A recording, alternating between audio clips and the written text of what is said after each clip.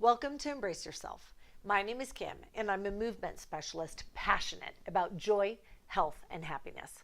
I want each of us to discover our healthiest, happiest selves.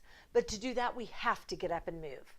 Today, I'd like to demonstrate an exercise for our gluteal muscles. Now, the glutes are the muscles in the butt, and we have 3 of them.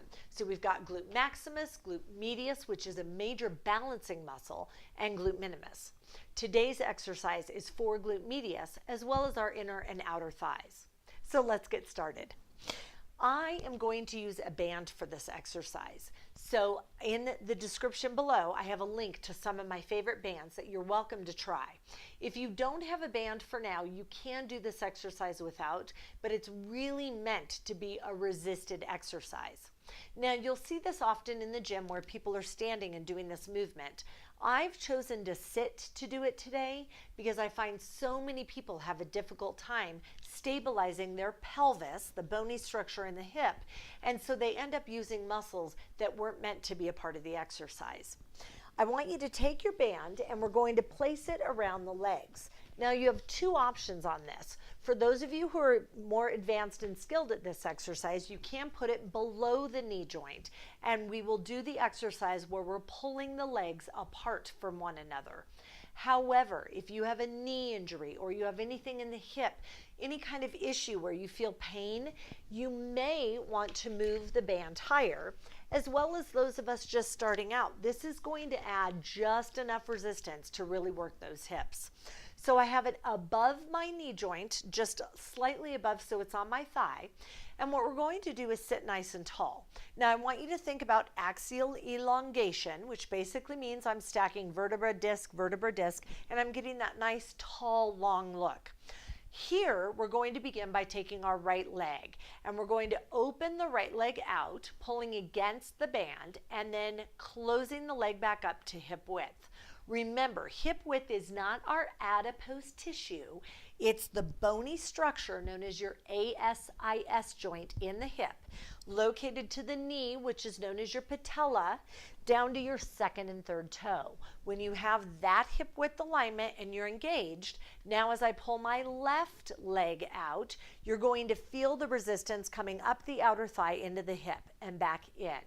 So we try 1 on each side, hold, and come back in. The other on a side, hold, and in.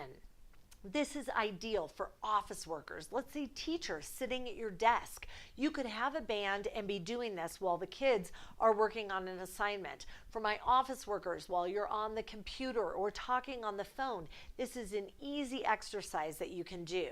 Now, I want you to notice I'm keeping my pelvis, and this may be something important for you to do, is place your fingertips on those hip joints. When you do that, you can feel whether or not your hip is spiraling back, so I'm starting to add rotation. That's not what I want, and that's often what we see in the gym. The other modification we see frequently is a hip hike. So in other words, I'm lifting my hip to bring my leg out. That also is not what we're looking for. We want the hips to be level. So I like to picture a visual. If I've got my hip joints, I've placed a tray right across the top of my legs, and I'm basically trying to keep that tray level. It's loaded with waters with lemon in it, and I don't want to spill a lemon nor any water. In addition, I want to make sure that I'm not moving that tray from back to front. So I really focus on keeping my hips neutral. This is such a great exercise, and I've got to tell you, I'm feeling it already in my glutes as I'm doing this. You'll notice I'm still trying to keep that hip, knee, and toe alignment as I come out, hip, knee, and toe.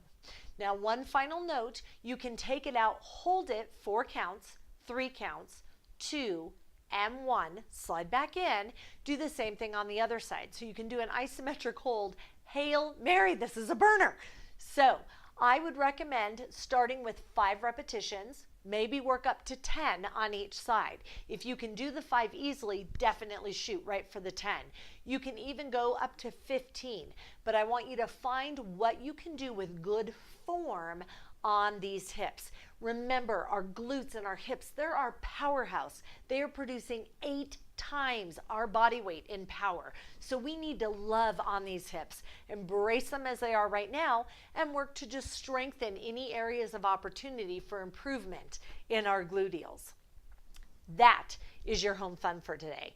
Thank you so much for joining. And if you're enjoying this, please be sure, click subscribe on the YouTube channel. Make sure to click that bell so you get daily notifications of the videos, because you know I'm going to be back here tomorrow. In the meantime, if you have any questions or comments, please include those. I love any feedback you can provide. I'm so excited you joined today, and I'll be sure to see you tomorrow for another home fun challenge.